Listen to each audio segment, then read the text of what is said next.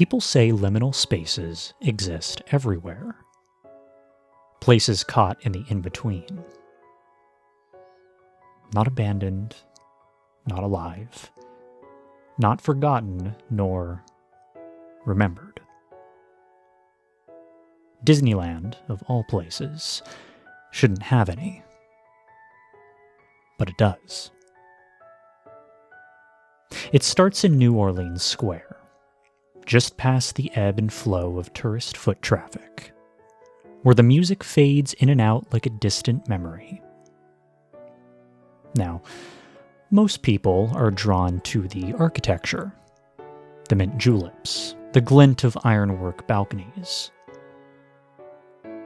Few, however, notice the narrow stairwell tucked beside Port Royal Curios and Curiosities, a store stuffed with nautical trinkets and vaguely occult tchotchkes, all themed within an inch of their life.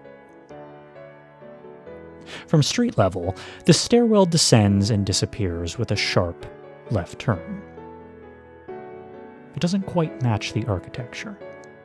The steps are too utilitarian. Gray concrete, slightly stained. No signs, no ropes, no placards. Just a well-worn handrail and a chill that doesn't quite make sense in Southern California. Sometimes, if you manage to separate yourself from the crowd long enough to actually listen, you'll hear it. Water, splashing, softly, rhythmically. Metal. Sharp, clacking, too regular to be random. And voices. Muffled, low and conversational, like they're behind thick glass or halfway submerged. It's at this point that your brain will try to explain it away. Pirates of the Caribbean, you'll tell yourself. The ride is right there, after all. Sound travels through water, through vents, through concrete even. It's nothing unusual, nothing strange. But the sounds continue, even when the ride is down for refurbishment. Even when the ride's been closed for weeks. And some people have noticed the timing. There are stretches where Pirates is marked temporarily closed on the app. Maintenance, they'll say. But the closure lingers. No walls go up, no crews are seen working, just a darkened entrance and a cast member politely turning guests away. And yet, if you return to Royal Street after hours, if you manage to linger long enough, hide in the right shadows, wait until the last churro cart rolls away, and the last sweep of the broom echoes down the path, you'll still hear those sounds. Water, metal, voices. Unchanged, unending. The gate at the bottom of the stairwell remains locked, of course. It always is. But some say, on certain nights, the lock isn't latched. The chain is looped, but not secured.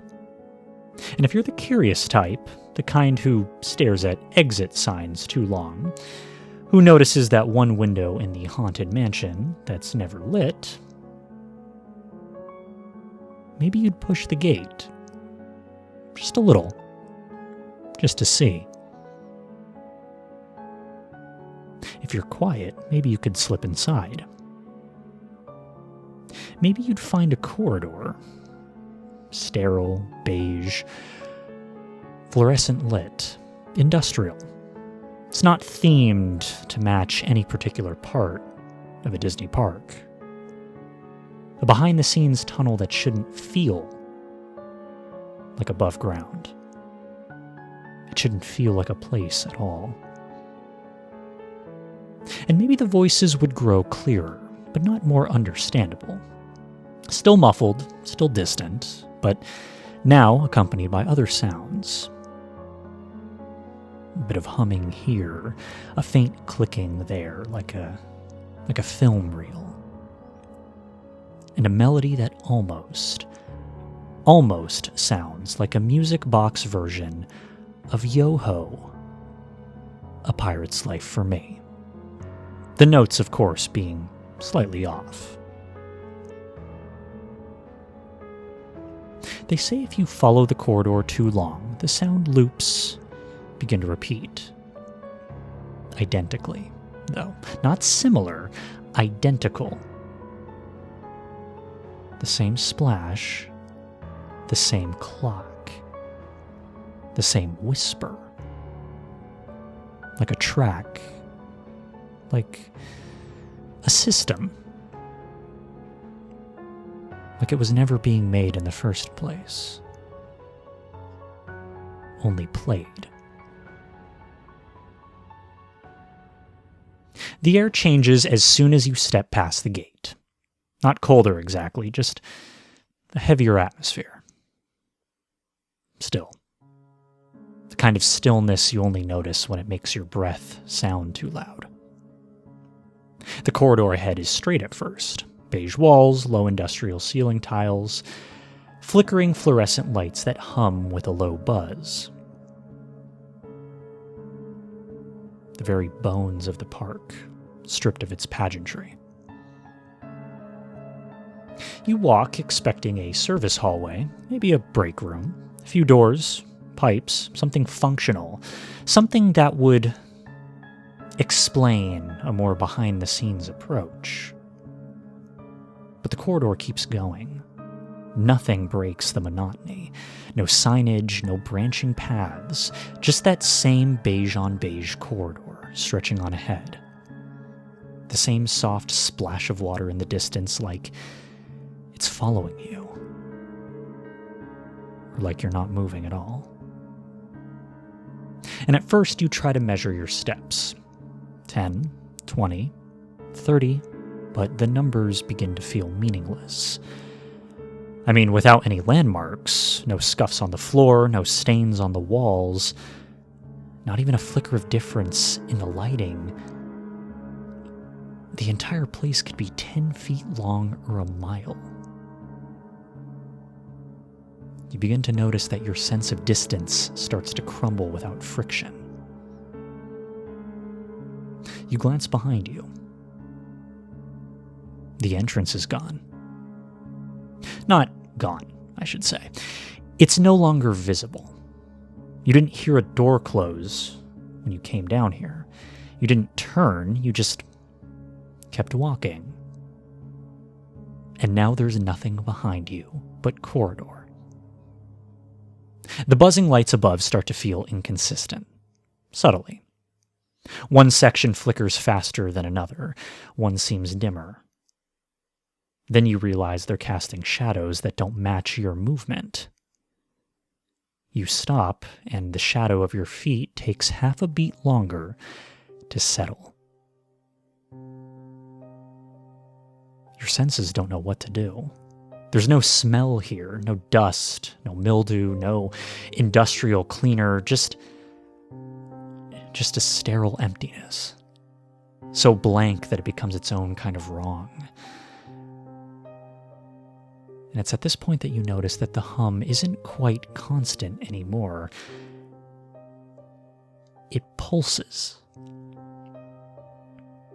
It's like breathing. Or like a power cycle, something old and waiting. At the next opportunity, you take a left. Or at least you think you do. The corridor does bend gently, but you can't tell if it's new or if it's always just been like this. Your mind begins to fragment the longer you stay. You shiver, wondering how much time has passed. Your phone, thankfully still working, Reads the same time it did when you stepped in. Full bars, no signal. The voices return, but quieter now. Less like people talking, more like people trying to talk. A static between syllables. A word drops in clear every now and then. Still here. But there's no source. No door, no opening, just the corridor. You walk faster now. Not running, not yet, just with more urgency. But with each step, the feeling grows that you've looped, that you've been here before. That this corner, this patch of floor with its slightly warped tile, this dead moth beneath the flickering light, they've already happened. And then you see it. A trash can. A big green one, industrial on wheels. It's the first thing that you've seen in this entire space that isn't corridor, and it feels like a gift. You breathe a sigh of relief. You go to it, searching for some kind of normalcy. A receipt, a wrapper, anything dated, anything real.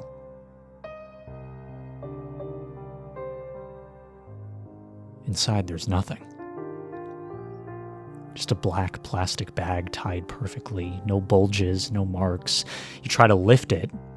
It's empty. Or maybe it's too heavy to tell. But the moment you touch it, the corridor hums louder.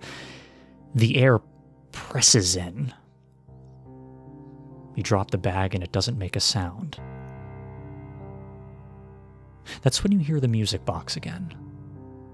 The same twisted version of Yo-Ho, only now it's slower, distorted, warped like a cassette left out in the sun. You don't remember turning around, but you're facing the opposite direction now, and where the corridor once was, it's not. You walk. Not towards something, just away. Every corridor looks the same, every turn identical to the last. You no longer believe in directions. There's no up, no down, no left, only forward. Because backwards has ceased to exist. You're not even following instinct anymore. You're following exhaustion.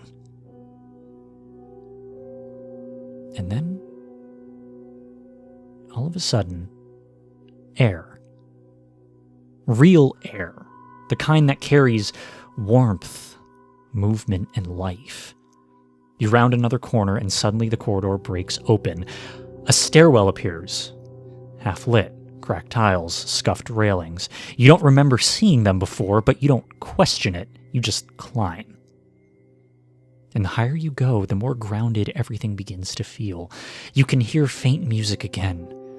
Cheerful, distant, bouncing off walls like a memory you've forgotten you loved.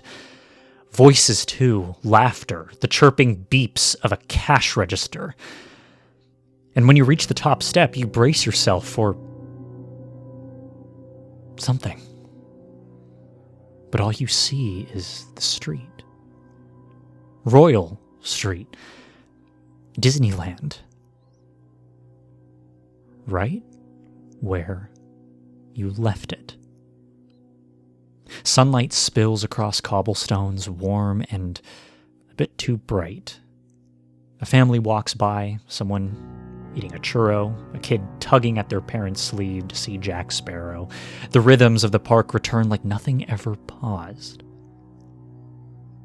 You step out, dazed, blinking against the light. No one looks at you. No one seems to notice you've appeared from a stairwell that, if you turn to look, might not be there anymore.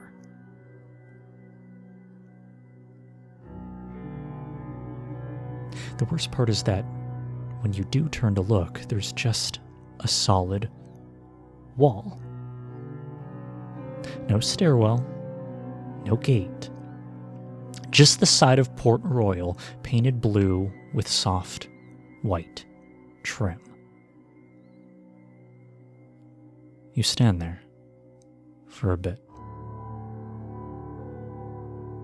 The sun feels wrong. Not hot, just hollow. Like a light box version of real warmth. And then the differences begin to surface. It's subtle. A background loop in the music that lags half a beat. A woman selling balloons whose face doesn't quite match her voice. A child dragging their feet with a Dole Whip in hand. You're sure you saw them earlier. You're sure they were dragging their feet in the same way. And as you walk deeper into the park, people pass you. They smile, they laugh. It all feels so normal. Until you notice the cast member at the entrance to Adventureland. His name tag is blank. Just a smooth white oval, no lettering, no hometown. You think about asking him something, anything, to confirm. But his eyes don't meet yours. They never quite focus. A parade float passes by. It's themed for a movie you don't recognize. Bright colors, catchy tune, huge crowd cheering. You catch a few lyrics. They sound familiar. Not from a film, but from somewhere else. Something you heard, maybe in the corridor. Round and round we go. You stop walking. People flow around like a stream around a rock. You're here.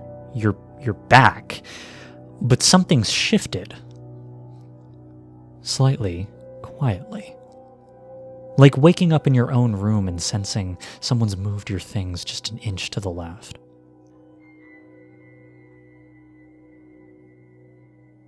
You wonder if anyone else notices. You wonder if they came back at all.